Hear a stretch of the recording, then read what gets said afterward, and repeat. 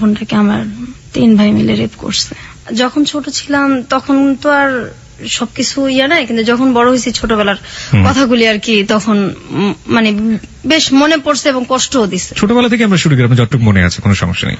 তো আমার এখনো মনে আছে, আমার জ্ঞান হওয়ার পরে থেকে আমার আব্বার অবস্থা সবসময় সচ্ছলই দেখছি। সচ্ছল মানে কি? সচ্ছল মানে আমাদের টাকা পয়সার কখনো কোনো অভাব ছিল না, নিজেদের বাড়িও ছিল, এখনো আছে, মানে দারিদ্রতা দেখি নাই কখনো।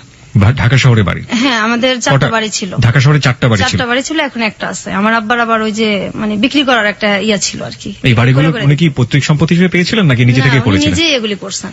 আচ্ছা, নিজে পরিশ্রম দ্বারাই করছেন আর কি। ওই জায়গা জমির ব্যবসা করতো কয়েক বন্ধু মিলে, তারপর সেটা আবার চড়া দামে বিক্রি করতো ওনারা। প্রথমে অল্প দামে কিনতো, পরে আবার চড়া দামে বিক্রি করতো, এইভাবেই আর কি। আচ্ছা।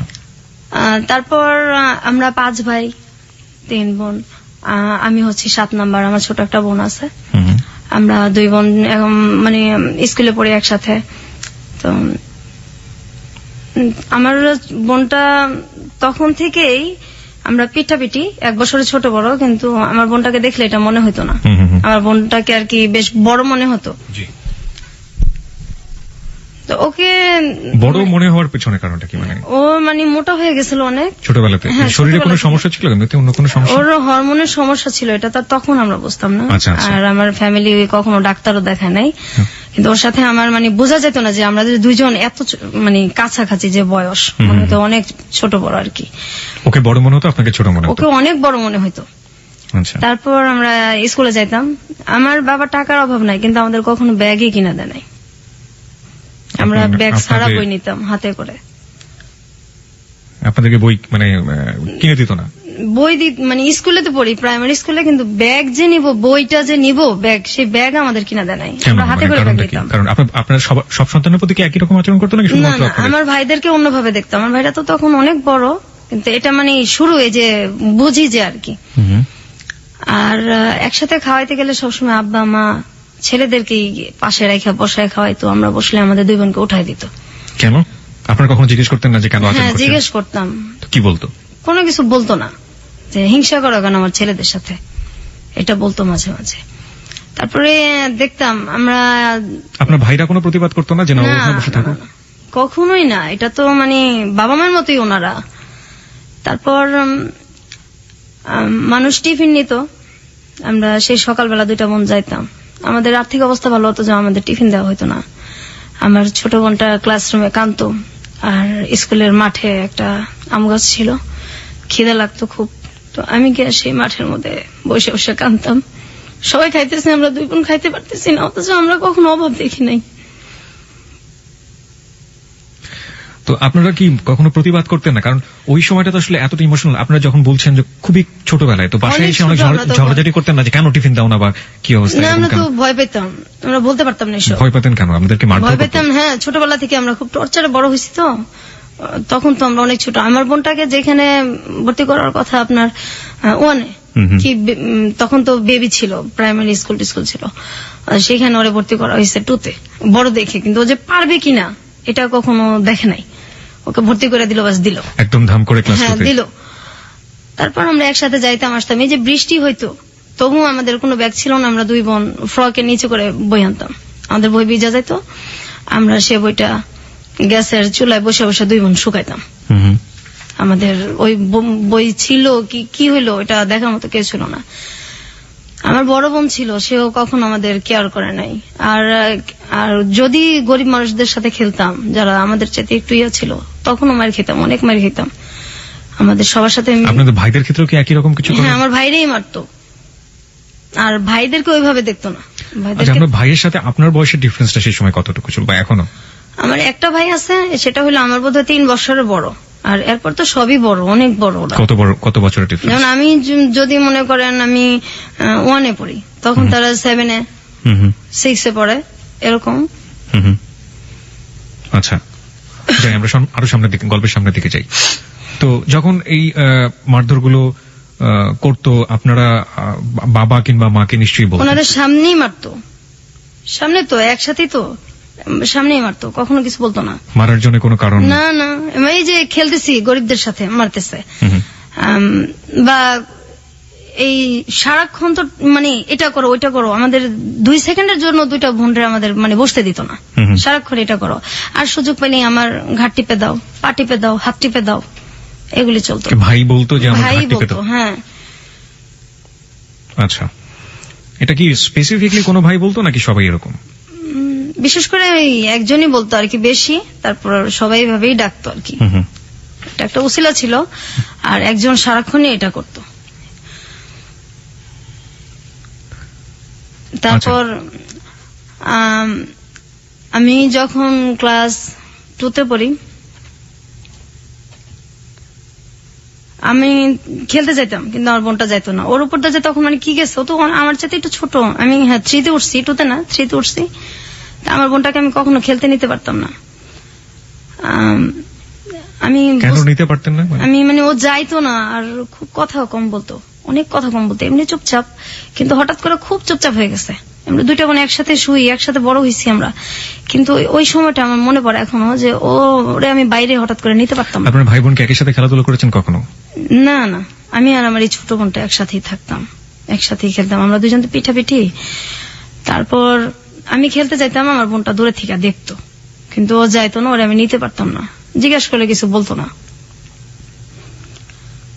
পরে এক সময় আমি বুঝতে পারি আমার বোনটাকে আমার 3 ভাই মিলে রেপ করছে।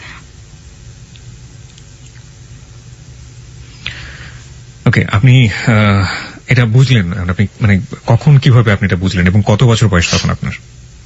আমি তখন ক্লাস 3-তে পড়ি, 4-এ পড়ি। তখন তো কোনো মেয়ের একটা রেপ সম্পর্কে আইডিয়া থাকা উচিত না, বা জানেই না ব্যাপারটা। আপনি তো পরবর্তীতে বড় হয়ে এটা জিনিসটাকে বড় মূল্যায়ন হয়ে তো করেছেন, জিনিসটা আমি জানতাম, কিন্তু আপনি তখন কি দেখলেন আসলে?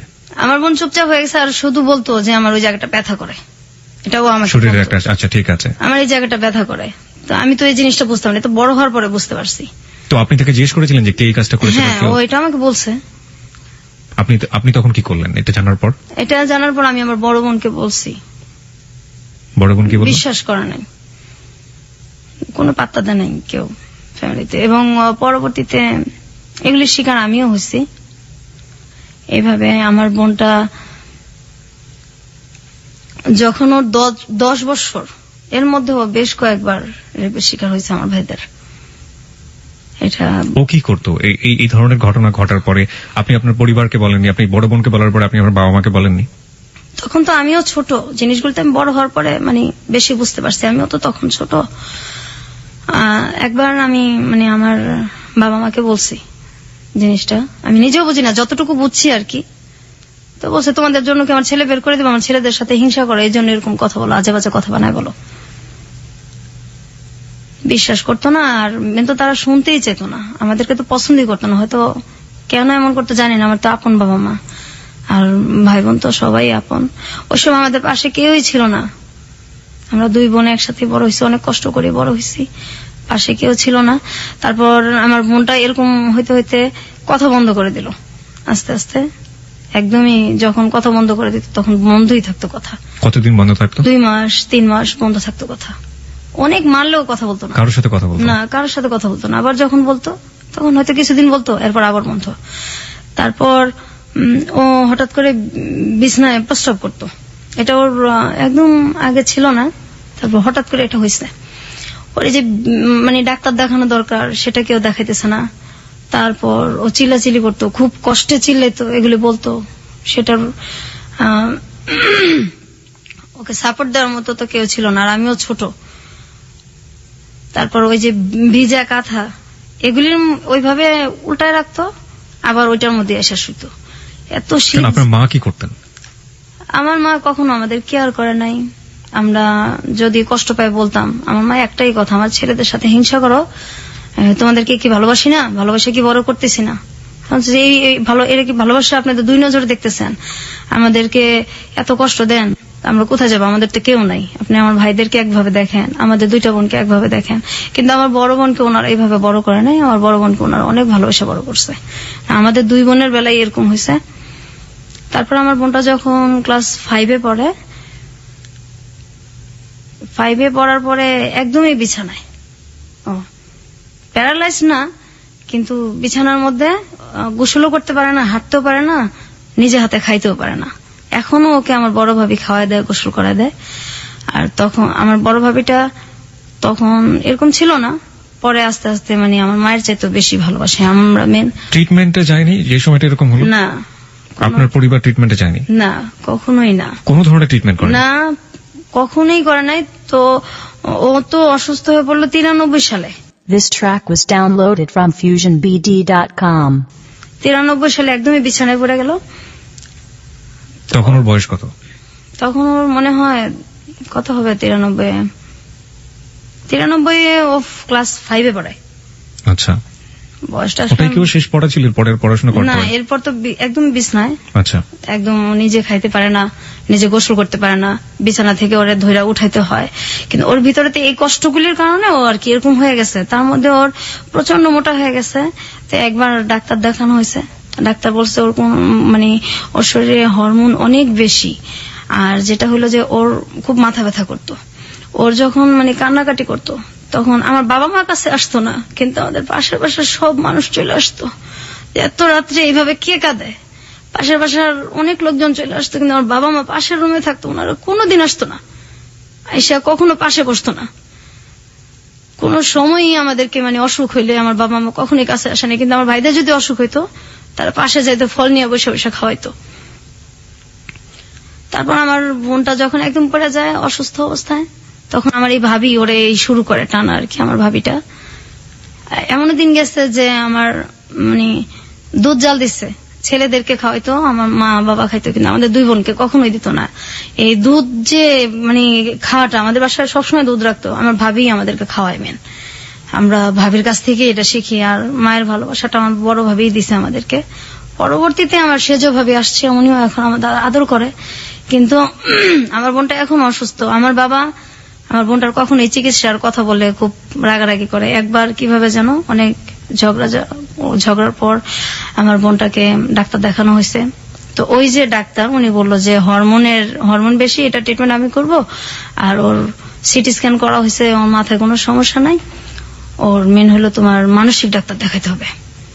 এটা দেখাইলে তারপর ধীরে ধীরে যদি ঠিক হয়, এর মধ্যে এছাড়া ওর কোনো আর ইয়া নাই। তো চিকিৎসাটা মনে হয় 2-3 বছর চলছে। তারপর আমার এক ভাই বলছে না, ওকে পাগল নাকি, ওর মানসিক ডাক্তার দেখানো লাগবে। তারপর এই কথা বলার পর ওর চিকিৎসা বন্ধ হয়ে গেছে।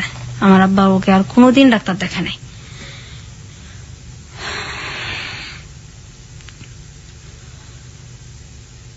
তারপর ও এখনো যদি মাথা ব্যথা করে, এখনো কথা বলে না, 2 মাস 3 মাস কথা বন্ধই থাকে। ওর বয়স কত এখন?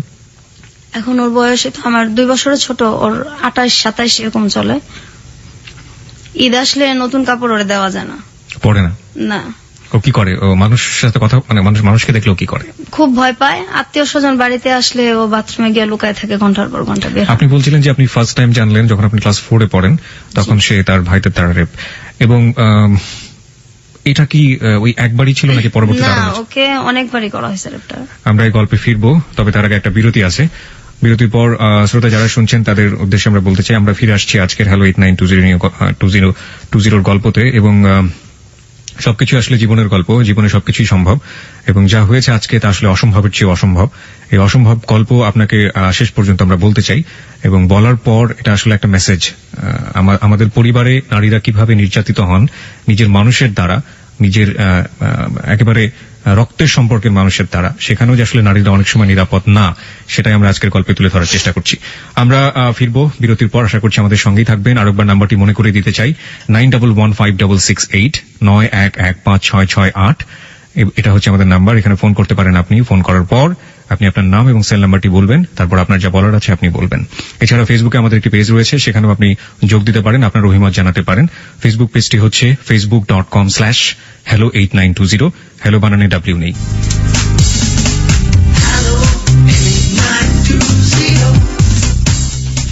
সংবাদের আগে আমরা ছোট করে আবারও ফিরেছি এবং একটু পরেই সংবাদ রয়েছে।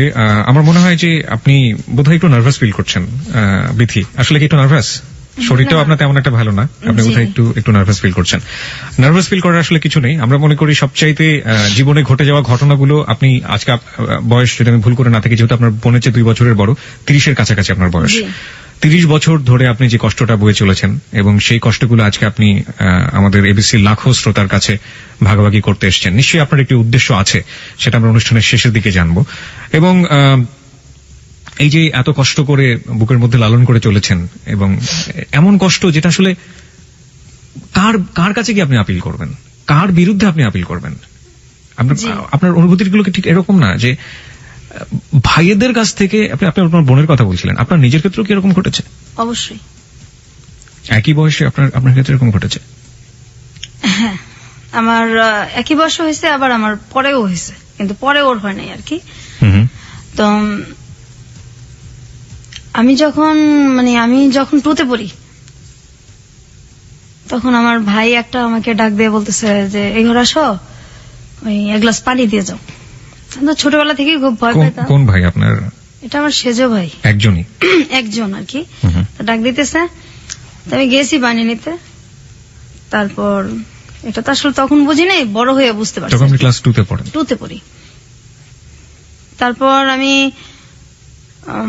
পানি দিতে যাওয়ার পর আমার ভাই আর কি দরজা আটকায় দেয়, জানলা আটকায় দেয়, আমার মুখ চাপা ধরে, এবং তার ধারে আমি রেপ হই আর কি। তো এটা আমি বাসায় জানাইছি, ওই সেম কথাই।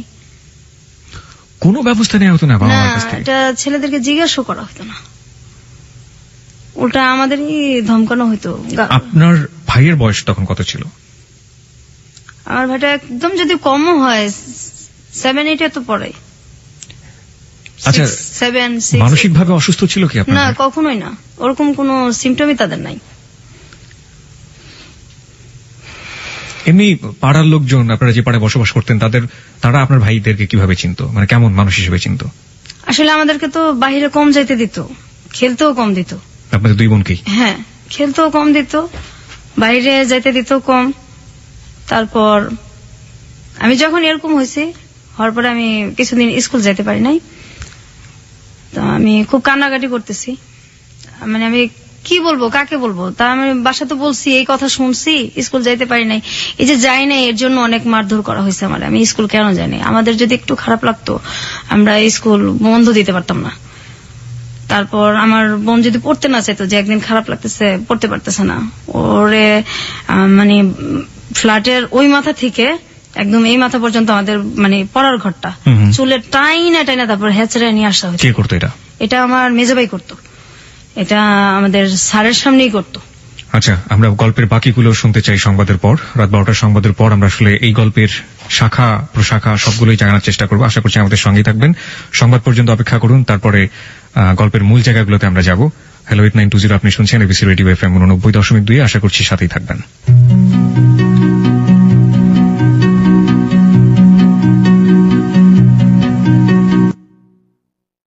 এই গানে বন্ধু শারমিনের সাথে লা ক্লাসিকে প্রতি সোমবার দুপুর 12টার খবরের পর শুধুই এবিসি রেডিওতে।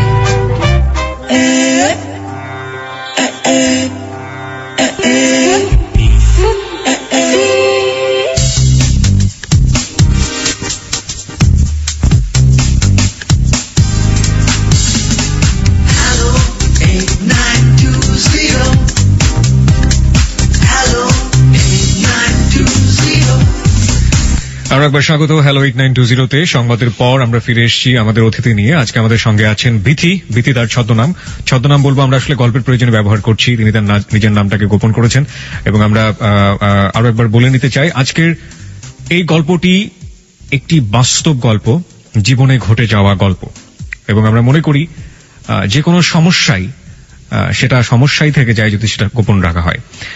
এবং আসলে আমি বিথিকে শেষের দিকে জানতে চাইবো যে আসলে 30 বছর ধরে যে দুঃখটা আপনি গোপন করে রেখেছেন, সেটা আপনি কেন আজকে আমাদের সাথে শেয়ার করতে আসলেন? এবং শেয়ার করলে যেটা সমাধান হয়ে যাবে ঠিক তা না, তারপরেও তিনি আমাদের কাছে এসেছেন, কারণ আমরা বিশ্বাস করি হ্যালো 8920 হচ্ছে মন খুলে কথা বলার প্ল্যাটফর্ম। জীবনের যে কোনো গল্প সেখানে বলা যেতে পারে।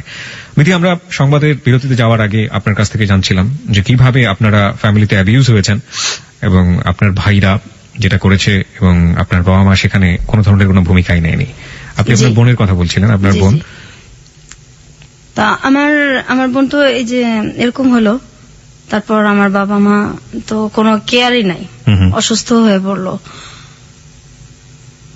কিছুদিন ওর চিকিৎসা চলার পর আমার ভাইটা যখন বললো, তখন তো চিকিৎসা বন্ধ হয়ে গেছে।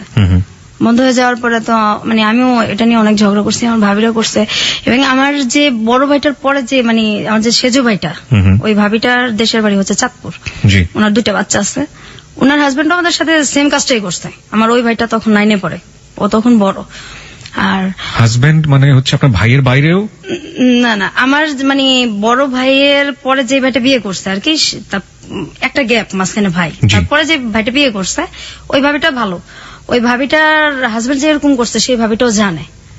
আচ্ছা আচ্ছা। উনি আমাদেরকে বেশ সাপোর্টও দিছে। উনি ওনার হাজবেন্ডকে কখনো জিজ্ঞেস করেছেন আপনার জানার মতে যে তুমি এই ধরনের কাজ কেন করেছো? না, এটা বলতে সাহস পায় না, খুব ভয় পায় ভাবি। ওনারা কি মারধর করেন বউদেরকে? না, ওরকম তো কখনো দেখি নাই। আর এমনি খুব ভালোবাসে, ভাবির সাথে কখনো খুব একটা লাগালাগি হয় না, ও বাচ্চাদের নিয়েই হয় আর কি। আচ্ছা। মাঝে মাঝে ওর নিজের বাচ্চার সাথে 2টা ছেলে যে আছে, ওই আমাদের সাথে যেরকম মানে টর্চারটা করতো, হাসি খুশি থাকাটা বোধহয় দেখতেই পারে না। কি ধরনের টর্চার করতো? গায়ে হাত তো তুলতো, এছাড়া কি ধরনের টর্চার করতো? তো আমার ধরেন আমি ওই যে স্কুলে যাব ছোটবেলা, আমি আমার বোনের ইয়েটা আগে শেষ করি। জি। আমার বোনটা তো অসুস্থ হয়ে গেল, তারপর চিকিৎসা বন্ধ, ওর মাথা ব্যথার জন্য আশেপাশের মানুষ চলে আসতো, বাবা মা তো কখনোই আসতোই না। আর আমার ভাইরা ওর চিকিৎসা বন্ধ, যে ও কি পাগল নাকি, ওর তুমি মানসিক ডাক্তার দেখাবা। আর মোটা হয়ে গেছে, ডাক্তার বলছে হরমোনের ট্রিটমেন্ট করলে এটা ঠিক হয়ে যাবে, না হয় এটা ওর অনেক সমস্যা হবে। আমার বাবা বলছে এগুলি কোনো কিছু নাই, মোটার জন্যই সমস্যা সব। এবং আমার ভাইরাও এটাই কথা। আর আমাদের সংসারটা তাই হয় যা আমার ভাইরা বলে আর কি। আমাদের কোনো ভ্যালু নাই, আমরা 2 বোন কোনো ব্যাপারে কোনো মন্তব্য দিতে পারি না। আর আমাদের যেভাবে চালাবে ওইভাবেই। আমার বাবা টাকা নাই, কিন্তু আমার 2 বোনের যে কাপড় চোপড় গায়ের এটা কখনো মানে দিত না, কাপড়েও আমাদের খুব কষ্ট দিত। আর আমাদের কোথাও যে চিড়াখানা বা বাচ্চাদের যে ঘোরার যে জায়গাগুলি, ঈদ আসতো বা এমনিতে আমাদের কোথাও কেউ নিয়ে যায় নাই কোনোদিন, আমার আব্বাও না। আমরা এগুলি ছোটবেলা দেখি নাই চোখে, কখনোই না, ঢাকা থেকে এগুলি আমরা কখনোই দেখি নাই। তারপর কাপড় চোপড় যদি কোথাও যাইতে হতো, আমার এখনো মনে আছে, আমরা একটা জায়গায় যাব, তো আমাদের কোনো কাপড় নেই, আমাদের পাশের বাসার একটা মেয়ের কাছে গিয়ে আমার জামা চায় নিয়ে আসতে হয়েছে। অথচ আমার আব্বার কিন্তু টাকা আছে, কিন্তু কাপড় চোপড় এত কষ্ট দিত যে মানুষের কাছে গিয়ে আমাদের টাকা চায়, কাপড় চায় নিয়ে আসতে হইতো। অসুখ হলে ডাক্তারও দেখাইতো না। আমাদের ছোটবেলা টাইফয়েড হয়েছে, পরে ডেঙ্গু জ্বরও হয়েছে, আমার ডাক্তার আমার আব্বা দেখেন, আমার গলার চেন বিক্রি করে আমার চিকিৎসা করা লাগছে। আমার ছোট বোনেরও সেম অবস্থায়, ওর মাঝে মাঝে পা ফুলে যায়, একদম পা ফুলে, গাল টাল ফুলে যায়, খুব কান্নাকাটি করে। আমার আব্বার কোনো খারাপই লাগে না। আর আমার আব্বার কিন্তু একটু বাইরের মহিলাদের প্রতিও আছে, দুর্বলতা আছে, আসা যাওয়াও আছে।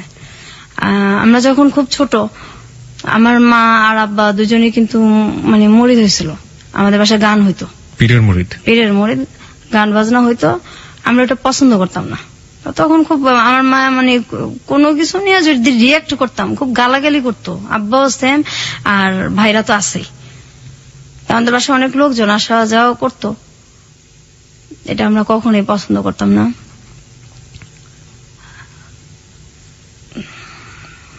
খুব বেশি ইমোশনাল হয়ে গেলে আপনি গল্পের সামনের দিকে যেতে পারবেন, এবং আমি যতদূর জানি যে আপনি শারীরিকভাবে অসুস্থ, সুতরাং আমার মনে হয় একটু কন্ট্রোল করে আপনাকে বলতে হবে। আমি আর আমার ছোট বোন, আমার বোনটা যখন 6-এ পড়ার বয়স, ওর তো 5-এ পড়া আর যাইতে পারলো না, একদম অফ। এর মাঝে তো আমি আগেই বলছি যে আমিও রেপ হয়েছি। তারপর আমি যখন, আমার বোনটা অসুস্থ শুয়ে আছে, আমার মাকে আর কি একটা ছেলে ধর্মের মা ডাকে, তো উনি আমাদের বাসায় আসে অনেক রাত্রে। আমাদের বাড়িটা ছিল অর্ধেক দোতলা অর্ধেক একতলা। আমি আর আমার বোনটা যে রুমে শুইতাম, তার পাশে আমার আব্বা আম্মার রুম ছিল, তারপরে ছিল বাথরুমটা। তো ওই লোকটা রাত্রে মানে আসে আমাদের বাসায়, আসার পরে আমার আব্বা আর মা আমার ভাইদের সাথে ওরা শুইতে না দিয়ে, আমাদের কিন্তু জায়গা আছে, ড্রয়িং রুমও আছে, আমাদের রুমে পাঠাই দিছে আমাদের সাথে শোয়ার জন্য। তো আমি উঠে গিয়া বলছি যে আমাদের এত জায়গা আছে, উনি আমাদের সাথে কেন শুবে? তখন বলছে ওইখানে শুলে সমস্যা কি, তোমার ভাই না? ভাই বলে কিছু না, ভাই শব্দ তো ঘৃণা করি ছোটবেলা থেকেই, ভাই নামটাই ঘৃণা করি আমরা, ভাই আবার কি, ভাই বলে কিছু নাই।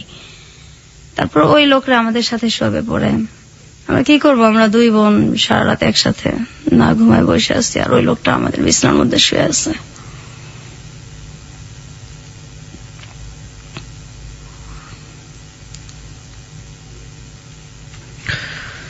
ওকে, আমরা আর একটু সামনের দিকে যাই। তারপর আমি কিবরিয়া ভাই যখন মানে ঘুমায় থাকতাম, আমরা দুই বোন মানে এখনো দিনের বেলা ঘুমাই না, কখনো দিনে ঘুমাই না। ওই পায়ের শব্দ মনে হয় যে এখনো কানে বাজে।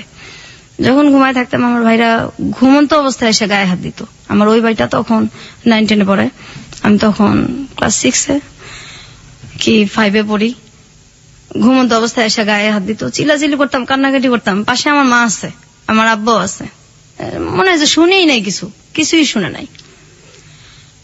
ভয়ে কখনো শুইতামই না, মানে রাতটা।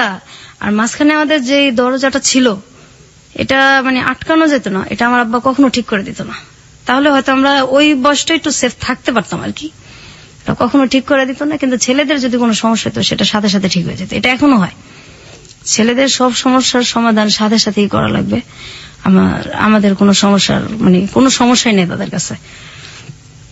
ঈদ আসলে আমার আব্বা মা আমার ভাইদেরকে ডাক দিয়ে তাদের পাশে বসে খাওয়ায় না। আমরা যদি দুই বোন পাশে গিয়ে বসি, আমাদের উঠায় দেয়, তুমি ওঠো, ও এখানে বসবো, ও এখানে বসবো। আমার ভাইদের কথা বলে, কিন্তু আমাদেরকে বসতে দেয় না।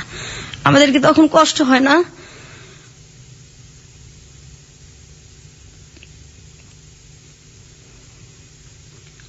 আমি সবসময় বলতাম যে আমরা কি মানে আপনাদের সন্তান না? আর আমরা দুই বোন খুব মানে তখন থেকেই কল্পনা প্রবণ হয়ে পড়ি যে কত মানুষ যায় রাস্তা দিয়া, যদি ওই লোকটা এসে বলতো যে আমি তোমাদের বাবা, তোমাদের রাস্তায় ফালাই গেছি, তো তোমরা হারাই গেছিলা, ওরা তোমাদের পাইছে। আমরা সবসময় এই জিনিসটা ভাবতাম, যদি কেউ এরকম আসতো।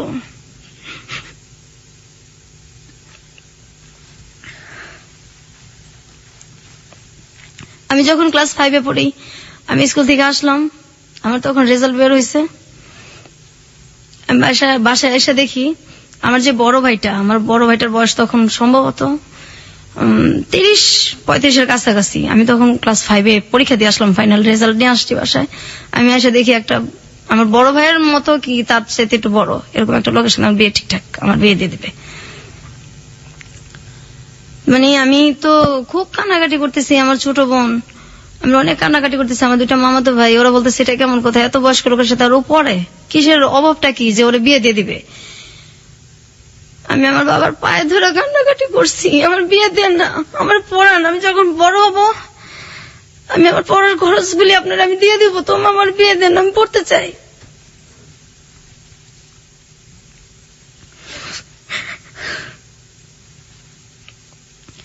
আমার ছোট বোনরা বলতো আমার তো চিকিৎসা করেন না, ওরে পড়ান, ওরে দেখেন। আমার ভাবিরাও বলতো, আমার বড় ভাবিটাও বলতো।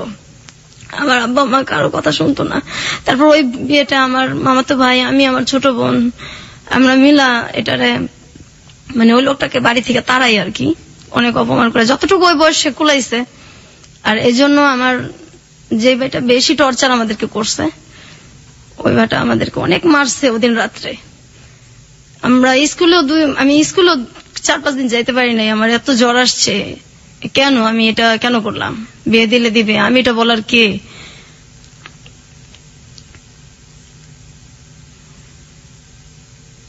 তারপর আমার ছোট বোনটার জন্য খুব খারাপ লাগতো, ওর কাপড় চোপড় তো কখনো পড়তে চেত না, আর তখন থেকে আত্মহত্যার খুব চেষ্টা করতো। আমি গাছ লাগানোর খুব শখ ছিল আমার, ওই এন্ডিল গ্রাম থেকে নিয়ে আসছি, ধান খেতে দেয়, সেটাও মুখে নিছি, মরে যাবো। এই আপনার বোন আত্মহত্যার চেষ্টা করেছে, এটা আপনি কিভাবে জানলেন?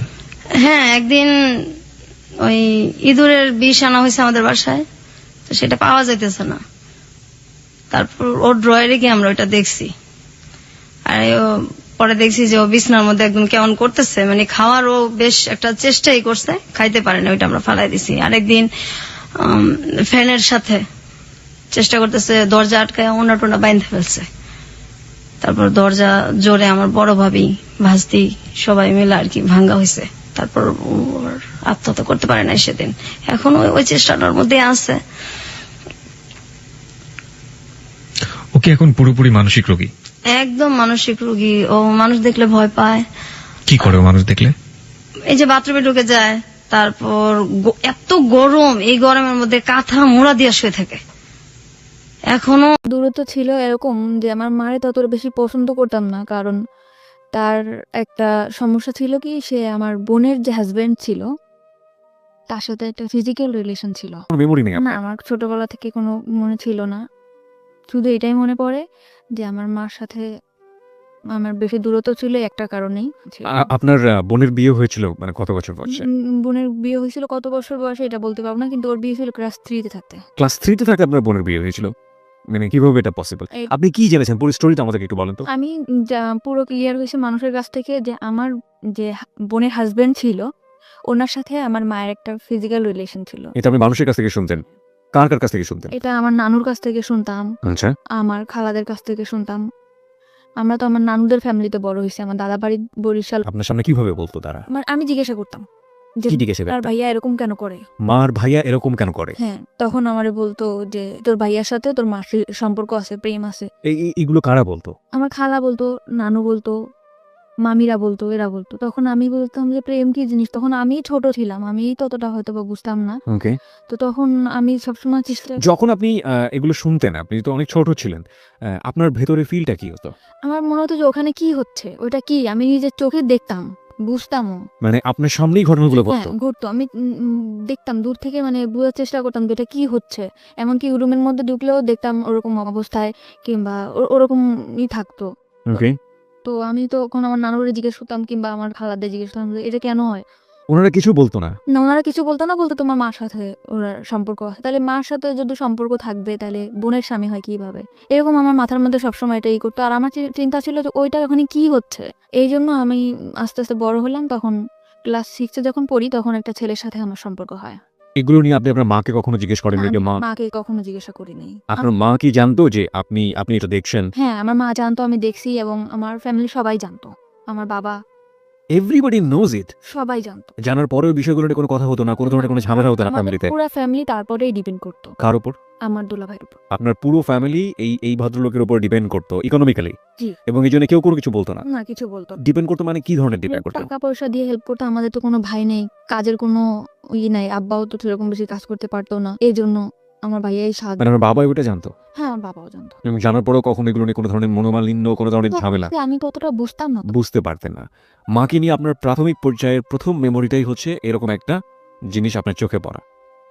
আজকের এই স্টোরিটা খুবই খুবই খুবই গুরুত্বপূর্ণ প্রিয় শ্রোতা, এবং যেটা হয়তো সমাজের অন্য কোনো লাখো মানুষের মধ্যে ওর গল্পটা মিলে যাবে না, কিন্তু একটা সন্তানের জন্য অনভিপ্রেত কোনো ঘটনা তার জীবনে কতটা ছাপ ফেলে এবং এটা শেষ পর্যন্ত কোথায় গিয়ে কি দাঁড়ায়। আমাদের সামাজিক মানসিকতার জায়গাতে আমরা যে সোশ্যাল সাইকিয়াট্রিক যে ব্যাপারগুলো আমাদের চারপাশে ঘটে যায় সেগুলো গণমাধ্যমে খুবই কম আসে, এবং এগুলো যে মানব জীবনে কতটা গুরুত্বপূর্ণ, নেগেটিভলি এগুলোর ইম্প্যাক্ট কতটা ভয়াবহ হতে পারে, কিংবা আদৌ একটা মানুষের জীবনে কতটা প্রভাব ফেলে, সেগুলো নিয়ে আজকের এই হ্যালো ইট 920 অনেক দূর এগিয়ে যাবে। আমরা একটু ওকে জানার চেষ্টা করি আসলে। ওকে ফাইন, আপনি যেটা বলছেন যে ক্লাস 6-এ আপনি একটা ছেলের সাথে বা কোনো একটা, হ্যাঁ আমার মামার বন্ধু ছিল সে। তো আমি তার সাথে কথা বলতাম, সব ধরনের আর কি ফাজলামি করতাম। তখন আস্তে আস্তে বললো যে তোমার আমার খুব ভালো লাগে, তোমার আমার পছন্দ। আমি বলছি, ঠিক আছে। তখন আমিও আর কি ছিলাম যে ভালোবাসা কি জিনিস, ফার্স্ট টাইম 6-এ থাকতে এরকম আসছে, তখন আমিও এটার মধ্যে করলাম। তখন আমি ওরে বললাম কি, আমি আমার মার বিষয়টা ওরা শেয়ার করলাম যে আকাশ, ওর নাম ছিল আকাশ, আকাশ এরকম আমার মা আর ভাইয়া এগুলা করে, তুমি আমার সাথে করবা? তখন ও বললো যে তুমি অনেক ছোট, আর আমাদের মধ্যে এরকম কেন হবে, যা হবে বিয়ের পর হবে। যেই খবর ওরা, আমি বলছি যে চলো আমরা একটা কিছু করবো, ওইখানে কি হয় তুমি আমার একটু বুঝাও। যখনই বলতাম একটু বুঝাও, ও এড়াই যেত, কেমন জানি করতো না। ও আবার অনেক খারাপ ছিল ছেলেটা, যেরকম অনেক ধরনের নেশা করতো, এর জিনিস চিন্তাই করতে করতো। তারপরও ওরাকে আমি অনেক ভালোবাসতাম। তখন ফার্স্ট টাইম আমার লাইফে ও আসছে, আমি ওরা অনেক ভালোবাসতাম। পরে আমার মামার সাথে একটা দ্বন্দ্বের কারণে ও আর কি চলে গেছিল। আচ্ছা। তারপরে আমি আমাদের স্কুলে যাইতাম, ওই বিষয়টা আমার মাথার মধ্যে সবসময় থাকতো যে ওইটা কি, ওইটা আমার জানতে হবে, ওইটা কি। মানে বাবা, মা এবং দুলা ভাইকে যে অবস্থায় দেখেছেন? দেখছি। তখন আমি আরেকটা ছেলের সাথে সম্পর্ক হয়, তার নাম হচ্ছে ইমরান। দোকানে, মানে ওর একটা দোকানে কাজ করতো। ওকে স্কুলে যাইতাম আসতাম, ওখানে ওর সাথে আমার রিলেশন হয়। তখন আমি ওকে বললাম যে একটা কিছু করি, তা বলতো কি যে বিয়ে করতে হবে। তাহলে আমি যদি বিয়ে করতে চাই চলো, আমার সবসময় ধারণা ছিল যদি বিয়ের পরে এই জিনিসটা হয় তাহলে ইমরানটা আমি যেভাবে হোক বিয়ে করবো। একটু জাস্ট বোঝার জন্য, মানে আপনার ওই বিষয়টার প্রতি এক ধরনের কিউরিওসিটি গ্রো করে। সবসময় মাথার মধ্যে খেলতেছে যে ওইটা কি হচ্ছে, ওখানে কি হলো, আমি ওইটা চাই। আকাশ বললো যে বিয়ে না করে এটা করা যাবে না, এই জন্য আমি চিন্তা করলাম যে আমি এটা বিয়েই করবো। সে যেই ছেলেই হোক। বিয়ে জিনিসটাও কি আপনি বুঝতেন না। না? আপনি এই বিষয়টা মার সাথেও কখনো শেয়ার করেননি, বড় বোনের সাথেও কখনো শেয়ার না। করেননি? আমি কারোর সাথে শেয়ার করি নাই। কেন কারোর সাথে করেননি? আমি মার সাথেও কথা বলতাম না, বড় বোনের সাথেও কথা বলতাম না, খুব কম। বড় বোনের সঙ্গে কেন কথা সে বলতেন? সবকিছু জানতো তো। জানার পরেও সেই বিষয়গুলোর না। আপনি বুঝতেন ব্যাপারটা খারাপ? হ্যাঁ, অবশ্যই, কারণ যেখানে ঘরের আড়ালে হইতেছে, একটা কোণে হচ্ছে, অন্ধকারে হচ্ছে, তখন কেন এটা হবে না? আমার নানুদেরকে জিজ্ঞেস করলে বলতো যে এরকম এরকম ভালো না, উল্টাপাল্টা কথা বলতো। তো এগুলো নিয়ে আপনার মার সঙ্গে নানুদের সঙ্গে কোনো ঝামেলা নানুর সাথে খালার সাথে সবসময় প্রশ্ন করতাম, কিন্তু মার সাথে তত বেশি আমার মনে পড়ে না। হয়তো বা করছি কি করি নাই, কিন্তু আমার মনে পড়ে না যে মাকে কখনো প্রশ্ন করছি যে মা তুমি এটা কেন করছো। Curiosity, the ultimate thing is curiosity, এবং এই কৌতূহলের কারণে আপনি একটা ছেলেকে প্রপোজ করলেন যে বিয়ে করবেন বা এরকম কিছু একটা, কারণ ও বলছিল যেগুলো বিয়ের পরে হয়, আপনার কিউরিওসিটির জায়গা থেকে। সে আমাকে বলছিল এটা বিয়ের পরে হবে, তা আমি বলছি ঠিক আছে তাহলে আমি বিয়ে করতে চাই। ও ঘুরাইতে ঘুরাইতে 7 মাস কেটে গেল। 7 মাস পরে ওরা আমি খুব জোর করলাম যে আমাকে এখন বিয়ে করতেই হবে। তখন আমি বাসা থেকে পালাই গেলাম। পালাই ওর একটা ফ্রেন্ডের বাসায় গেলাম। যাওয়ার পরে সে রাত্রের বেলা অনেক দূর ওর ফ্রেন্ডের বাসা। ওদের বাসাও আমাকে নেয় নাই। মানে ও বেশি বড় না। দুজন মানে 2 বছরের বড় ছোট এরকম হবে। আর তত বেশি ভালো কাজও করে না যে আমার চালাইতে পারবে। তারপরেও ফ্যামিলির অমতে বিয়ে করছে আমার ওই যে ওর সাথে আপনার বয়সের ডিফারেন্স কত ছিল? 2 বছর। মাত্র 2 বছরে। তখন আপনি ক্লাস 6 এ পড়েন। তার মানে আপনার বয়স যদি 11 হয়ে থাকে তাহলে ওর বয়স 13 থেকে 14 বছর। না, তখন আমি ক্লাস 8 এ পড়ি। তখন আপনি ক্লাস 8 এ পড়েন। ওকে। তার মানে আপনিও নাবালিকা এবং সেও নাবালক বলা যেতে পারে। তখন আপনার চেয়ে 2 বছরের বড় হলে ওর বয়স 16 বছরের মতো হবে, আপনার তখন 14 র মতো। ওকে, বলুন তারপর? তারপরে আমাদের ওই রাত্রেবেলা আমি ওরে বললাম যে এখন তো কিছু করতে পারো। তো বলতেছে যে হ্যাঁ অবশ্যই করতে পারি। তখন আমাদের মধ্যে একটা হলো। তখন আমি বুঝতে পারলাম যে এই জিনিসটা এইটাই। এটার মধ্যে তেমন কোনো কিছুই না, এইটাই। তখন আমি আমার মার প্রতি আমার তত আরো বেশি ক্ষোভ হলো, ঘৃণা হলো যে এই কাজটা তো হাজবেন্ড ওয়াইফ করতে পারে। তো আমার মা আর দুলাভাই কেন করবে? এরপরে ওর বাড়িতে নিয়ে গেল 3-4 দিন পর, ওর ফ্যামিলি থেকে মানতে চায় না, তারপরও মেনে নিল। মানে আপনি বিয়ে করার পর আপনার ফ্যামিলিতে জানালেন যে হ্যাঁ, আমার আপনি বিয়ে- ফ্যামিলি থেকে তো অনেক ঝামেলা করতেছে। ওই যে আমার সে মামা আসে তো মনে করেন ওরে মারটা দিতে যেতেছে, এ করতেছে, ও করতেছে, ওর নামে কেস করবে। বিয়েটা আপনারা কোথায় করলেন? কিভাবে করলেন? বিয়েটা করছি কাজী অফিসে। আমার নিবন্ধনের কাগজও চাইছিল। ওর একটা বড় ভাইরা দিয়া আর কি 18 বছর করে নিছিল। হুম। তখন একটা কাজের দিয়ে আমার বিয়েটা করাইছিল। তারপর বাড়িতে আসলাম, পরে আমার মা বললো ঠিক আছে মাইনে নেবো, তো তুমি বাসায় আসো। তো আমি বললাম ঠিক আছে আমি বাসায় আসবো। বাসায় আসতে বেড়াইতেছি, তখন আমার মা ওরে খুব মার দিল। মার দেওয়ার পর আমি রাত্রে আবার চলে গেলাম। রাত্রে চলে গেলাম ওর বাসায়, যে মারাদৌড় যখন করছে আমি বাসাতেই থাকবো, আমার বাসায় আমি আর আসবো না। আমার ফ্যামিলির সাথে টোটাল যোগাযোগ বন্ধ। ওকে। হঠাৎ করে একদিন আকাশ আমার হাজবেন্ডের নাম্বারে ফোন দিছে যে আমি ওর মামা হয়ে কথা বলবো। আমার আকাশের প্রতি অনেক বেশি ভালোবাসা ছিল। আকাশ মানে তোমার ফার্স্ট লাভ? হ্যাঁ। ওকে। তখন আমার মা বাবা বললো যে তুই যদি আকাশের সাথে বিয়ে করতিস তাও মানে নিতাম, তো তুই ফিরায় আমরা একদম, তোর তো ছোটবেলা থেকেই স্বপ্ন ছিল, মানে আমার ইচ্ছা ছিল যে আমার একটা ফ্যামিলি হবে, সুন্দর শ্বশুর বাড়ি। আমি সবসময় গল্প করতাম যে আমার এরকম শ্বশুর বাড়ি হবে ওরকম। তখন বললো যে আকাশের সাথে বিয়ে কর, বিয়ে করার পরে তো আমরা মেনে নিব। তখন আমি বললাম যে ঠিক আছে। ইমরানটা কিন্তু আমি সত্যি ভালোবাসতাম না, শুধু ওই বিষয়টা জানার জন্যই আমি তার বিয়ে করছিলাম। মানে শুধু কিউরিওসিটি নিবারণ করার জন্য। My goodness. ওকে। পরে আমি আকাশে বললাম ঠিক আছে আকাশ আমি তোমার বিয়ে করবো, তুমি আমার বিয়ে করবা? তখন আমার মা ওরে শিখা দিল যে বলো যে হ্যাঁ বিয়ে করবো। তখন বললো যে হ্যাঁ অবশ্যই তোমার বিয়ে করবো, তোমার আমি ভালোবাসি না। তখন আমি আমার বাড়িতে চলে আসলাম। আসার পরে তার 4 দিন পর ডিভোর্স করলাম ওরে। মানে ডিভোর্স করলেন আপনি নিজের ইচ্ছা? আমি নিজে ইচ্ছা ডিভোর্স। জাস্ট এই কথাটা বলাতে ফ্যামিলি থেকে যে আকাশের ব্যাপারটা হলে হতো, হ্যাঁ, আপনি নিজে থেকে আমার ডিভোর্স মা করে দেন। বাবা সবাই বললো যে হ্যাঁ ঠিক। বাবা বলে নাই, বাবা কখনোই আমার কোনো কথার মধ্যে আসে নাই। মা বললো, বোন বললো যে ঠিক আছে ওর সাথে বিয়ে দেবো, তুই আয়। তখন আমি চলে আসলাম। আয়সা আমি বললাম ঠিক আছে তো আকাশের সাথে বিয়ে দাও। এখন আকাশের সাথে আমার বিয়ে দিতে চায় না। এখানে একটা বিষয় আপনাদেরকে একটু নোট করে প্রিয় শ্রোতা, আমাদের মানে পারিপার্শ্বিক এবং সামাজিক জায়গা থেকে সেক্সুয়াল এডুকেশন বা কি বলা যেতে পারে এটাকে, যৌন শিক্ষা আমরা যেটাকে বলি, সেটা প্রপারলি হয় না। এর কারণ আমাদের সোসাইটিতে এটাকে ট্যাবু মনে করা হয় এবং এটা একটা গোপন বিষয়। এটাকে নিয়ে কথাবার্তা বলা সন্তানদের সামনে, কিংবা এই বিষয়টা নিয়ে এইভাবে ওপেনলি একটা কথা হতে পারে, এই বিষয়গুলো আমাদের সমাজের চোখে ভালোভাবে দেখা হয় না। কিন্তু কিউরিওসিটির জায়গাতে একজন নাবালিকা কিংবা একটা শিশু যদি এই বিষয়টি কোনোভাবেই ভুল ব্যাখ্যার শিকার হন, কিংবা কিউরিওসিটির জায়গাতে তাকে যদি প্রপারলি এডুকেশনটা না দেওয়া হয়, সেটা তার জীবনে আসলে কি হতে পারে, সেটার একটা বেস্ট এক্সাম্পল হচ্ছে আমাদের আজকের এই পাখির জীবনের প্রথম পর্যায়ের একটা গল্প। শুধুমাত্র একটা অবৈধ সম্পর্ক, যেটা বোঝে না অবৈধ সেটাও সে বোঝে না, এরকম একটা সম্পর্ক দেখে তার ভেতরে কিউরিওসিটি হয়েছিল যে আসলে জিনিসটা কি, এটা আমি বুঝতে চাই, এবং তার জন্য সে বিয়ে করে ফেলেছে। না সে বিয়ে জানে, না সে শারীরিক কোনো সম্পর্ক জানে। আমি স্পেশালি থ্যাঙ্কস জানাই যে ইদানিং আমাদের শিক্ষাক্রমে ক্লাস 8-এর পাঠ্য বইয়ের পাশাপাশি এরকম বিশেষ করে সেক্সুয়াল এডুকেশনের জন্য একটি পাঠ্য বইয়ের ব্যবস্থা করা হয়েছে, এবং যেখানে খুব সুন্দরভাবে বিষয়গুলোর ব্যাখ্যা দেওয়া হয়েছে শারীরিক জ্ঞান অর্জনের জন্য। কোনটা পজিটিভ কোনটা নেগেটিভ হলে কী ধরনের ক্ষতি হতে পারে এবং এটা কোন বয়সে গিয়ে কী করা উচিত। আমার মনে হয় এটা আমাদের বিশেষ করে এই ধরনের ঘটনা থেকে অনেকখানি বাচ্চাদেরকে দূরে রাখবে। তবে দিস ইজ রিয়েলি টাফ, কারণ যেই ব্যারিয়ারটা আমরা ভাঙার চেষ্টা করছি এতদিন, যে ধরনের একটা অবয়ের মধ্যে ছিলাম, এগুলো নিয়ে কথা বলা যায় না, এগুলো নিয়ে কথা বলা পাপ, এগুলো নিয়ে কথা বলা অন্যায়, এবং এই ধরনের ব্যাপারে ছেলেমেয়েদেরকে সামনে নিয়ে আসা, ছেলেমেয়েদের এই কিউরিওসিটিগুলো নিবারণ করা বা ওদের এইসব বিষয়ে কিউরিওসিটি দেখলে ওদেরকে দমিয়ে দেয়া, এই বিষয়গুলো মারাত্মক রকমভাবে টাফ করে দিবে আমাদের এই বিষয়টাকে। কিন্তু আমার মনে হয় যে যদি পজিটিভ কোনো রেজাল্ট আমরা পাই এবং পাওয়ার সম্ভাবনা যেহেতু আছে, সুতরাং এই জিনিসগুলোকে পজিটিভলি ছেলেমেয়েদের সামনে আনা উচিত। কোনটা ভালো কোনটা মন্দ সেটা তাদেরকে ক্লিয়ার করে বুঝিয়ে দেওয়া উচিত। নইলে গোপনে নিভৃতে এই ধরনের অসংখ্য ঘটনা সমাজে ঘটে যাচ্ছে যেগুলো আমরা কখনো ফোকাস করি না এবং অনেক সময় জীবনটাকে হেল করে দিতে পারে। বাই দ্য ওয়ে, আমরা ফিরছি আবার আপনার জীবনের গল্পে। তারপর আপনি ডিভোর্স করলেন এবং আপনাকে বললো যে না বিয়ে দেবে না।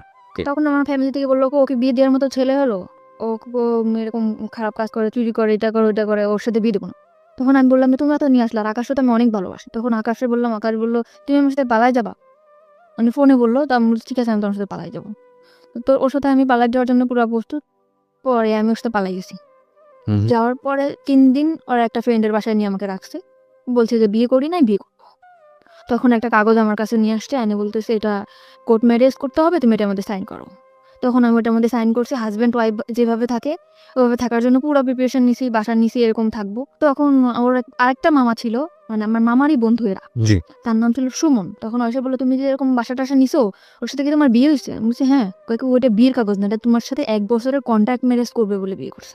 মানে 1 বছরের কন্ট্যাক্ট ম্যারেজ করেছে। ওকে, আমি তখন ওইটাও বুঝি না যে কন্ট্যাক্ট ম্যারেজ আসলে কি? আমি বলছি আমার কাগজটা দেখেন, আমি পড়তে পারবো। তখন আমার ও কাগজটা আকাশও দেখায় না, আকাশ নিখোঁজ। যে এখন ওর সুমন আমার বললোই কথা, তখন আকাশ নিখোঁজ। কিন্তু আকাশের প্ল্যান ছিল ওইটাই যে মামা, আমার আগে যে মামা ছিল তার সাথে তার দ্বন্দ্ব ছিল, এই জন্য সে আমার বিয়ে করবে কিংবা একটা ইসের মধ্যে রাখবে, কিন্তু সেও আমারে ভালোবাসতো না।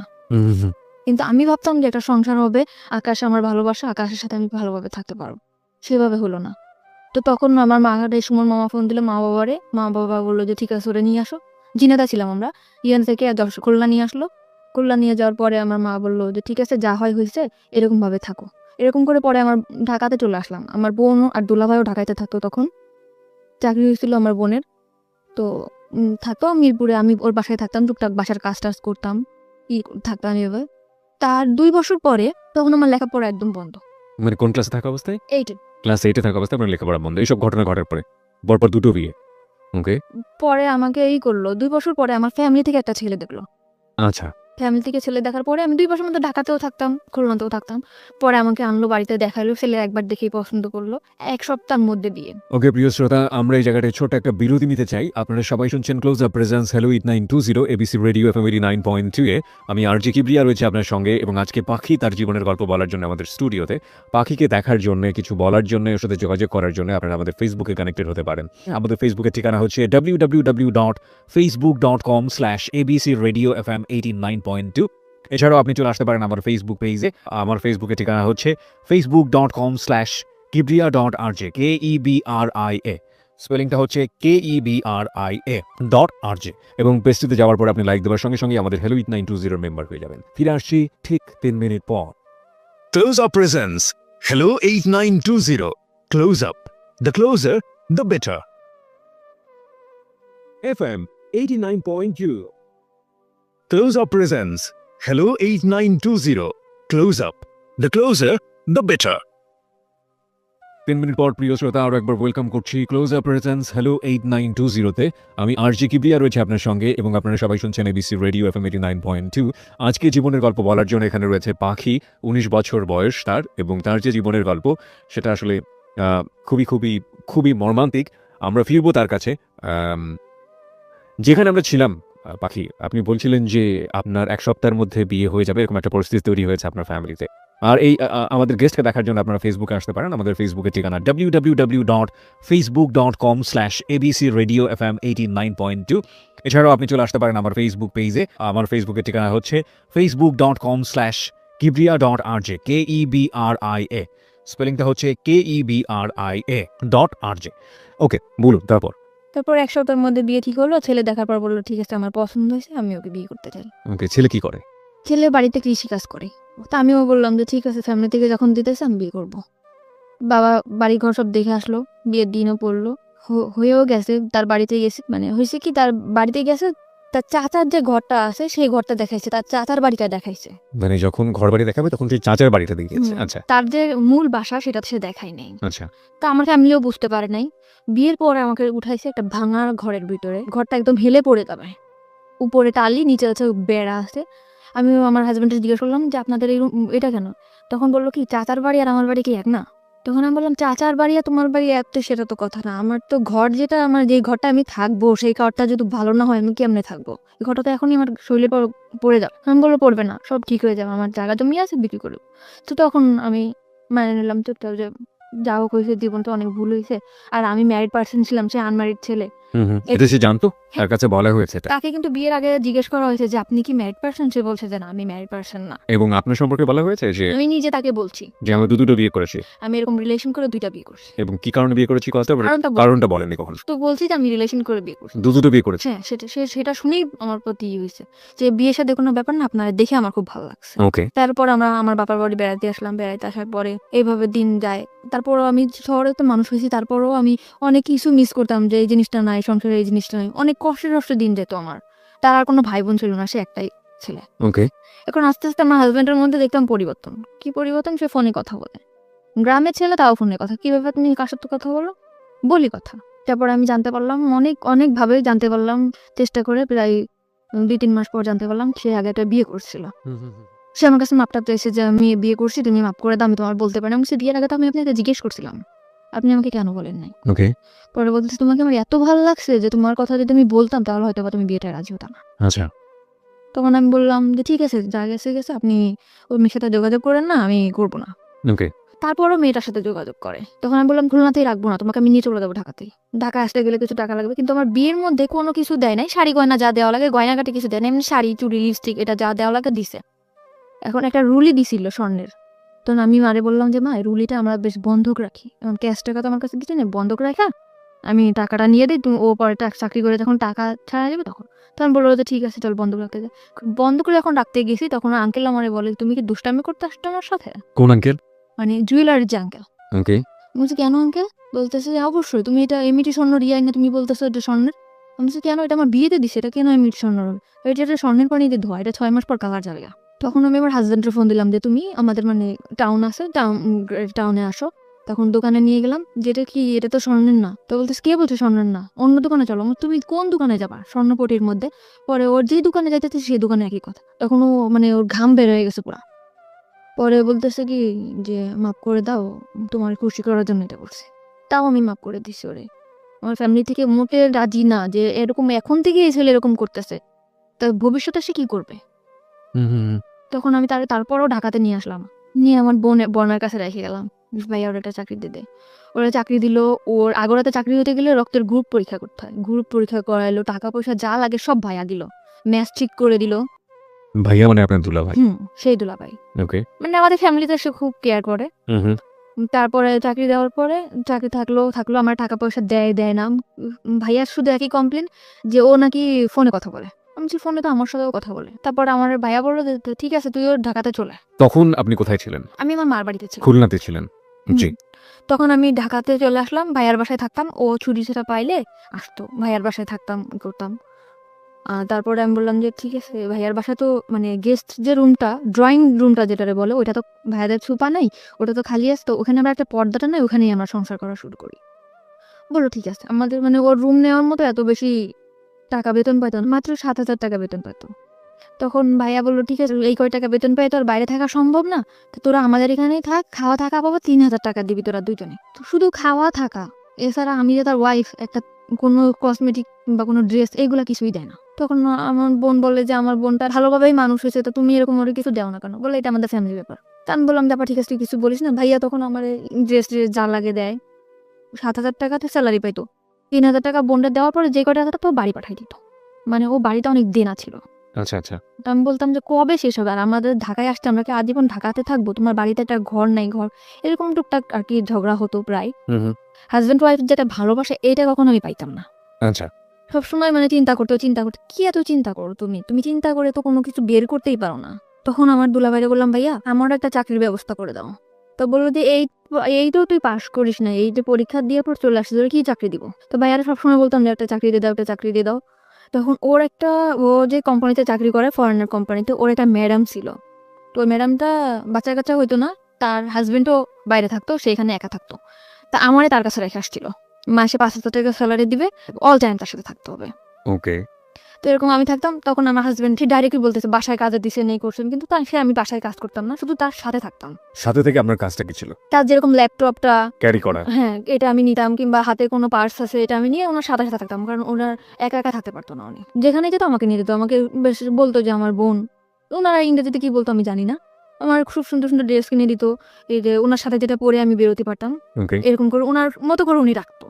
তখন আমার হাজবেন্ডের আমার ভাইয়ের সাথে অনেক অশান্তি করলো। তখন আমার ভাইয়া বললো ঠিক আছে, তোমার চাকরি করতে হবে না, তুমি চলে যাও। হুম। তখন আমি বললাম যে ঠিক আছে, আমি চাকরি করবো না। তখন আমি বলতাম যে আমার কোনো কাজও করতে দিলা না, তোমার হেল্প করবো তাও তুমি করতে দিলা না। হুম। আমি তাই কিন্তু হেল্প করতাম।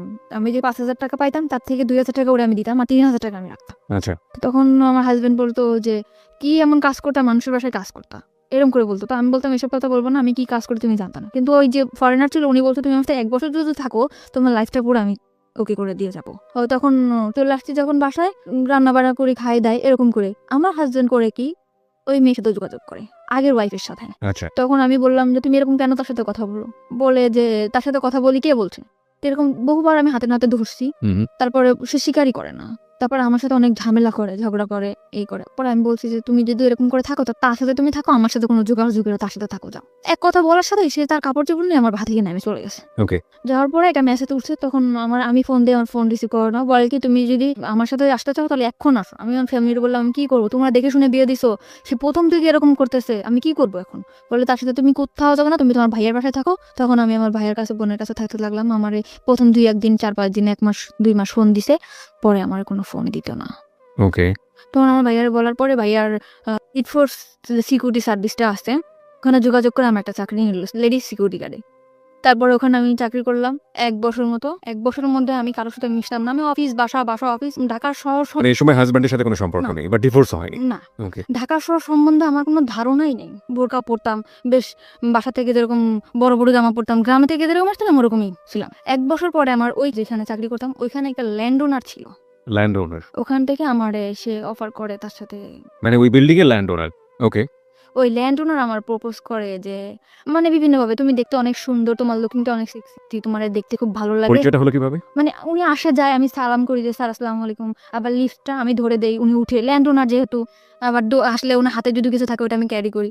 তো এই জন্য উনি আমার মানে ডাকলো যে তুমি একটু উপরে আসো, 13 তলায় আসো। আমি গেছি জি স্যার। পরে বলতেছে তোমার লুকিংটা অনেক সুন্দর, তোমার আমার খুব ভালো লাগে, তুমি আমার সাথে করবা, একদম ডাইরেক্ট। তখন আমি বললাম স্যার আপনি কি বললেন এটা? আমি আপনার সম্মান করি, তাই বলে আপনি এভাবে বলতে পারেন না। বাই দ্য ওয়ে, এখানে একটু মানে মানে আই এম রিয়েলি কনফিউজ। যেহেতু আপনি মোটামুটি একটা আইন শৃঙ্খলা রক্ষাকারী এরকম একটা বেসরকারি প্রতিষ্ঠানেই কাজ করতেন, সেখানে ওনার তো একটু ভয়ে ডর কিছু করা উচিত ছিল। মানে উনি ডিরেক্ট এইভাবে ডেকে নিবেন, আপনার অ্যাটিটিউডের মধ্যে কোনো কিছু কি ছিল এরকম যে কারণে ও?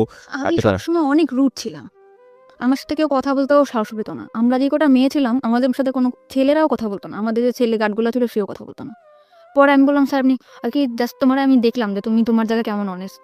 ওনার কথাটা অনেক তাড়াতাড়ি ফিরায় নিল। তখন বললো কি যে আমার এখানে চাকরি করো, এখানে তো অনেক 13 তলা বিল্ডিং, অনেক ভালো ভালো লোকেরা আসে, তো তুমি কি কি করো না করো এই জন্য। তা দেখলাম ভালো, তুমি থাকতে পারবা এখানে, 1 বছর হয়েছে, আমি চাই যে যতদিন এখানে আছে তুমি থাকো। তখন আমি বললাম যে স্যার ঠিক আছে। তখন সে ল্যান্ড ওনার, তার উপরে আমি কিছু বলতেও পারি না। তখন আমার যে জুন কমান্ডার ছিল তাকে আমি বললাম স্যার এরকম ভাবে আমার প্রপোজ করছে। কয় তোমার তো কপাল খুলে গেছে। সে কি মেল ছিল না ফিমেল ছিল? ছেলে ছিল। ছেলে। ওকে। তো তুমি যদি একটু সময় তার সাথে করো। আমি তখন ব্যাপারটা যে কি ব্যাপার, আমি এখানে ঢাকা শহরে কাজ করতে আসছি। তখন আমি স্যারে বললাম স্যার আমি যদি কাজ করেই খাবো তাহলে আমি যদি ওরকম করেই খাবো তাহলে তো আমার কাজ করার দরকার আসে না। হুম। এখানে আমি আমার শ্রম বিক্রি করতে আসছি, আমার শরীর না। হুম। তখন আমি তাকে এই কথাটা যখন বললাম সে আমার পরে রাগিয়ে গেল যে তোমার জন্য আমাদের এই পোস্টটা থাকবে না। পোস্টে থাকবে না? হ্যাঁ, এই কথা বলার পর আমি ওখান থেকে চলে আসলাম আমাদের হেড অফিসে। উনি আমার নামে কমপ্লেন করলো, আমার যে জুন কমান্ডার স্যার উনি এরকম ডিউটি ভালো করে না, এই জন্য ওর নামে কমপ্লেন হয়েছে, ল্যান্ড ওনার কমপ্লেন দিয়েছে, আপনি ওকে ডাকেন অফিসে। আমাকে স্যার ফোন দিল। আমি ভর্তি হওয়ার পরে কখন আর অফিসে যাই নাই, ওই ফার্স্ট টাইম। ওকে। খুব ভয় পাচ্ছি আমি, স্যার আপনি আমাকে কেন ডাকছেন? কি আমি জানি কি হয়েছে না হয়েছে। আমি পরে স্যারের বললাম যে স্যার আপনি আমার বাবার বয়স এরকম এরকম ব্যাপার। কি মা তাহলে তোমার ওখানে যাওয়া ঠিক হবে না? তুমি রিজার্ভে থাকো। রিজার্ভ। হ্যাঁ। ওকে যে বিভিন্ন জায়গায় যেরকম সোনারগাঁ, রেডিসন এরকম যেরকম পার্টি টাটি হয়, এখানে ডিউটি করলে তুমি ডিউটি করো। ওকে এমনি সময় বাসায় থাকবা, তোমার স্যালারি 6,000 টাকা। 9,500 টাকা স্যালারি পাইতাম, ওখান থেকে 6,000 টাকা চলে আসছে। ওকে ওখানে বিভিন্ন ছেলেদের সাথে ডিউটি করতে হতো, আমি ওখান থেকেই খারাপ হয়ে গেলাম। মানে রিজার্ভে যাওয়ার পরে আপনি মানে হাউ ইট হ্যাপেন, মানে খারাপ হয়ে গেলাম বললে আপনি কিন্তু বুঝবেন না কিভাবে কি ঘটনাগুলো ঘটেছে। মানে একটা ছেলের সাথে মিশতাম, অমুক জায়গায় ডিউটি করতে হবে, আমাদের দুইজনের, একটা ছেলে একটা মেয়ে। কত কথা হয় না, কথা হইতে হইতে হইতে হইতে ওরা বলে যে আমরা এরকম ড্রিঙ্কস করি, আমরা অনেক মজা থাকি, তুমি কি এমন ড্রেস পরো, বোরকা পরো কেন, এখন কি মেয়েরা বোরকা পরে কিনা। আর আমার মধ্যেও না ওরকম একটা চঞ্চলতা কাজ করতো, আমিও চাইতাম যে না এদের সাথে খোলামেলা ভাবে থাক। এর ভিতরে এরকম থাকতে থাকতে আমাদের বাড়ির পাশে একটা বাড়ি ছিল, বাড়িটার নাম নাই, মানে আমাদের থেকে অনেক ভালো অবস্থা। Okay. ছেলেটা দেখতে শুনতে অনেক সুন্দর ছিল, সে যে আমার মতো একটা মেয়ে প্রপোজ করবে আমি ভাবতে পারিনি। আমি এর মধ্যে বাড়িতে গেছিলাম একবার, পহেলা বৈশাখে বাড়িতে গেছি, সে আমাকে ডাইরেক্ট বললো যে পাখি তোমার খুব ভালো লাগে, তোমার বিয়ের আগে থেকেই ভালো লাগে, তো তোমার সাথে আমি ফ্রেন্ডশিপ করতে পারি। আমি বললাম যে ঠিক আছে করতে পারো। তখন আমিও চাইছিলাম যে একটা মানুষ আমার জীবন থাকুক। এরকম করতে করতে না তার সাথে আমার ফোনে, সে থাকতো খুলনাতে, আমি থাকতাম ঢাকাতে। ফোনে রিচার্জ করে দিতাম, আমি চাকরি করতাম, ফোনে রিচার্জ করে দিতাম 50 টাকা 100 টাকা, কোনো গেঞ্জি যা পারতাম কিনে রাখতাম ওর জন্য, ও খুশি হতো। ও আমার অনেক বেশি মানে আমার কথা দিয়া ভুলায় রাখতো, আমি এখন যেটা বুঝি যে না ও আমার কথা দিয়া ভুলায় রাখে। মানে বিভিন্ন রকম কথা বলতো, ও আমাকে কখনো একটা সুতাও কিনে দিত না, কিন্তু আমি চিন্তা করতাম যে ওরে কি পরলে ভাল লাগবে, কি করলে ভাল লাগবে, এটা করতাম। যেমন প্যান্ট, শার্ট, টি শার্ট, ঘড়ি এগুলো কিনতাম, বিভিন্ন উপর টাকা দিতাম। আমি আর যে 6,000 টাকা থেকে মানে অল্প কিছু, ধরুন 200-500, তখন ওইটাই আমার কাছে বেশি ছিল, ওরকম দিতাম। ও নিত, ও চাইতো। পরে ও মাস্টার্স কমপ্লিট করলো, তখন আমি বললাম যে তুমি ঢাকাতে আসবা, বললো হ্যাঁ ঢাকাতে আসবো। ঢাকাতে আসলো, ফ্রেন্ডের বাসায় আমরা ঢাকায় দেখা করলাম, কথা বললাম অনেক। ও সবসময় বলতো তোমার আমি বিয়ে করবো, যে আগে থেকে আমার পড়াশোনাটা কমপ্লিট হোক। ছেলেটা অনেক সুন্দর ছিল। মানে ও তো বিবাহিত ছিল? না, বিবাহিত ছিল না। একদম বিবাহিত ছিল না। আপনি সম্পর্কে সব জানতো? হ্যাঁ, আমার বাড়ির পাশে সব জেনে শুনে আমার দিকে আগাইছিল। ওকে কিসে পড়তো ছেলেটা? তখন মাস্টার্স করতেছে। মাস্টার্স করছে, আর আপনি ক্লাস 10ও পাস করেন? না, ওকে ঠিক আছে। তখন আমার হয়তো ওটা আবেগ ছিল, আমি বুঝতাম না যে ও যেরকম আমার দিকে আগাইছে, আমি ভাবতাম মনে হয় সত্যি সত্যি ও আমার ভালোবাসে। এখানে একটা বিষয় একটু নোট করছি প্রিয় শ্রোতা, আজকের স্টোরিটা এতটাই বেশি সেন্সিটিভ, আমাদের সামাজিকতার জায়গা থেকে আজকের অতিথির পুরো ফেসটুকু আমরা ফেসবুকে দেখাতে পারবো না, কিন্তু একজন মাস্টার্স পড়ুয়া একটা ছেলে একটা ক্লাস 8 পড়ুয়া একটা মেয়ের প্রতি এফেক্টেড হতে পারে কি কারণে, কতটুকু সৌন্দর্য একজন মেয়ের মধ্যে থাকলে এ ধরনের ঘটনা ঘটতে পারে, ততটুকুই সুন্দর ও আসলে, এবং অ্যাবসলিউটলি শি ইজ বিউটিফুল। কিন্তু আমরা আমাদের গল্পের জায়গাটা থেকে আমরা পারছি না ওর পুরো মুখ অবয়বটা আপনাদেরকে দেখাতে। চলুন আমরা আবারও ওর কাছে ফিরি। হ্যাঁ বলুন তারপর। কিন্তু আমি সবসময় চাইতাম যে আমার ছোট্ট একটা সংসার হোক।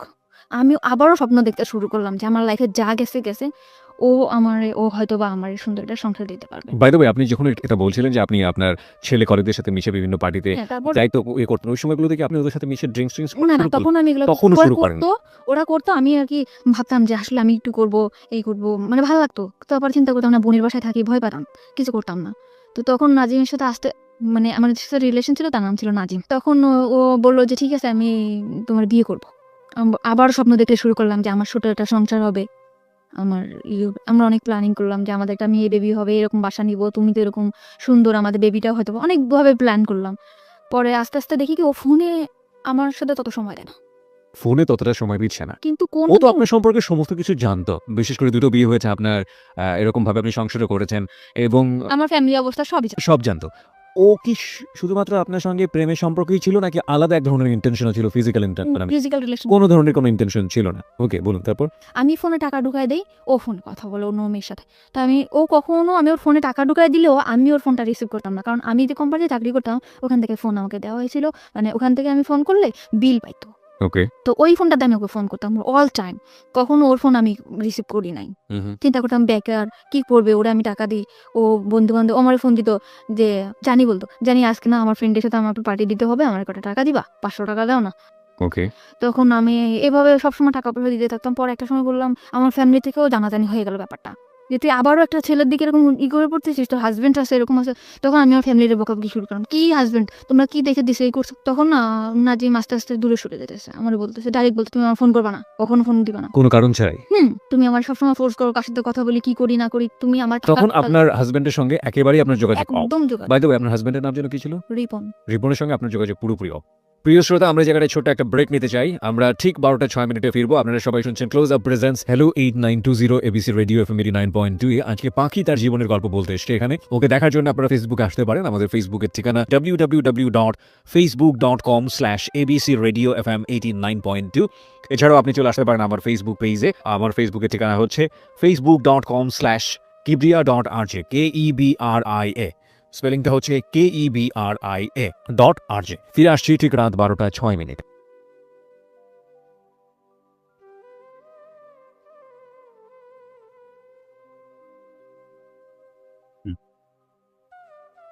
Close Up presents Hello 8920.